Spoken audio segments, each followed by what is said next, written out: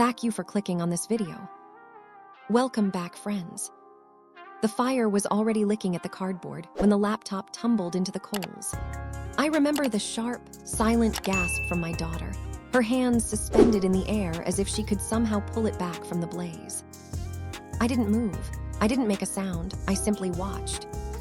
My parents chuckled. My sister wore a smug grin. Her children clapped, thinking it was all a grand performance. Then my sister leaned back, her voice thick with triumph. Maybe this will teach her not to be so spoiled. That's when I smiled, and the room went quiet. There was a time when my sister and I were allies. We shared clothes, dreams, and the same bed during thunderstorms. She was the bold one, and I was her willing shadow. I adored her for it. But that affection withered over the years, starved by 1,000 small cruelties. The change began subtly, a compliment that was really a jab. What a nice dress. I suppose it's good you found something that almost fits. They were paper-cut insults, easy to ignore until the sting became a constant ache.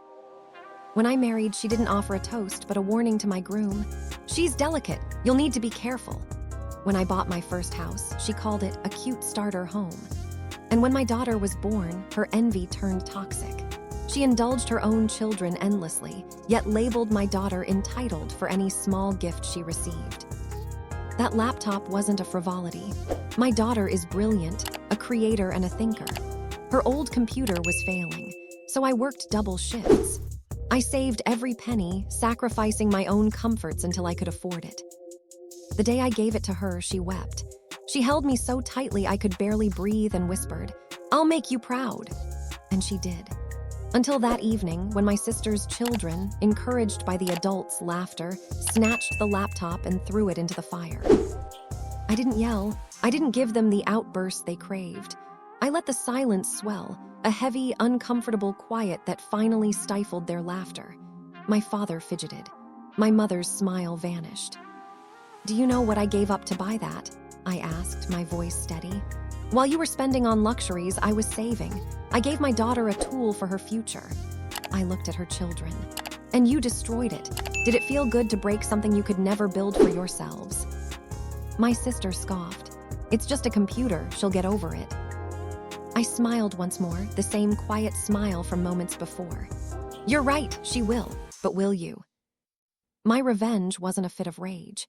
It was a series of deliberate, calculated actions the next day.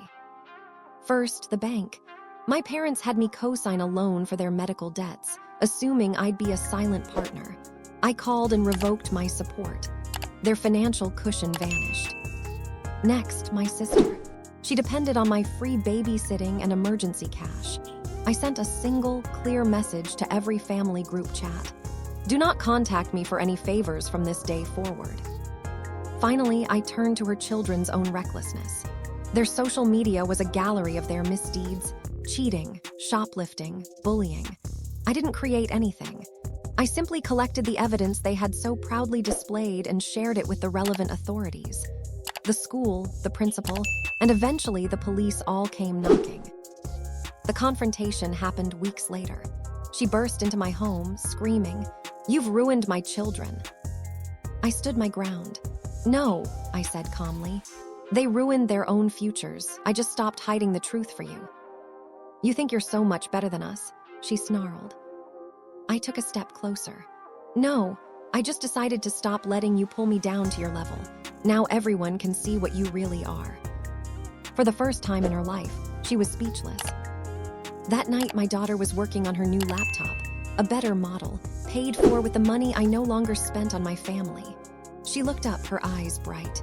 "Mom, was it worth it?" I put my hand on her shoulder.